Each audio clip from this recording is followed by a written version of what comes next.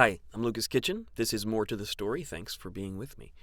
Have you seen this story about an indigenous tribesman in the Amazonian jungle who has lived in isolation for nearly 3 decades?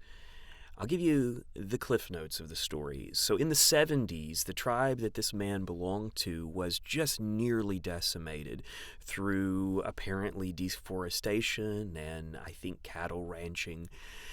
Fast forward to the 90s, and his tribe was down to 6 or 7 people. And I think 6 of those, it must have been 7, because 6 of those were killed through another horrendous incident, apparently. And it left this one man remaining. And for the last 26 years, he's been living on his own in the jungles of the Amazon. Well, just recently, I believe within the last week, he was found dead in a hammock in the camp where he kept. Now, he was the last member of this uncontacted tribe. Now, there were people over the years that tried to contact him, but couldn't break through. He resisted their attempts to contact him, and so he lived as the final member of this uncontacted tribe. And so that's an entire culture. That particular tribe, that entire culture is now gone. There are thousands of questions that we certainly would have liked to known from that man, but his resisting contact and his death has ended the story of that tribe.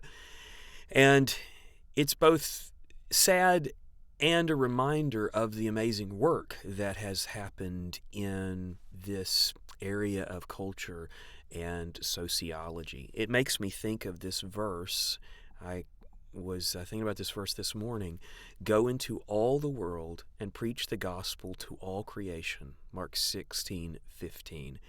So there are so many amazing stories of missionaries seeking out uncontacted tribes, uncontacted cultures and groups, and bringing the gospel. Also bringing a level of modernization that those tribes had never seen before. Now, there are those who consider themselves more intelligent than the rest, who say that we shouldn't do that we should leave those tribes alone, allow them to continue their culture, allow them to continue their way of life. But I have a different mindset on this. I would say, go find people who previously were living as uncontacted tribes, who then were evangelized and modernized, and ask them, would they have rathered be left alone to hunt and gather and take care of themselves, or are they thankful that they were brought the gospel of Jesus Christ and modernized? And guess what? The vast majority, if not all, who have been modernized and been brought the gospel, although they may miss certain aspects of their previous life, they appreciate what missionaries have done. They appreciate that they were brought the saving message and that they were brought certain medicines and modernizations, and that they were brought the ability to stop certain practices that were damaging to their lives. And so I am in favor, obviously, of mission work. In fact, I have some my new favorite books by Don Richardson. You should check them out. They're about this exact phenomenon. Now, if you're interested in this subject, you can go to our website, freegrace.in, and I've got an article that talks about what I believe happens when people who are previously uncontacted become open to the God of creation and are interested in finding out more about him. You can see that at freegrace.in/tribes.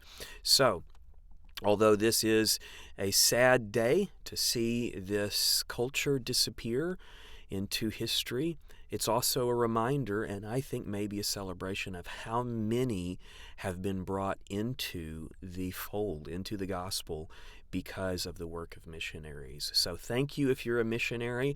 I hope that you continue your work, even though there are those that tell you you should not be doing this. So keep at it. Stay encouraged. God will reward you for your good work. Thanks for watching.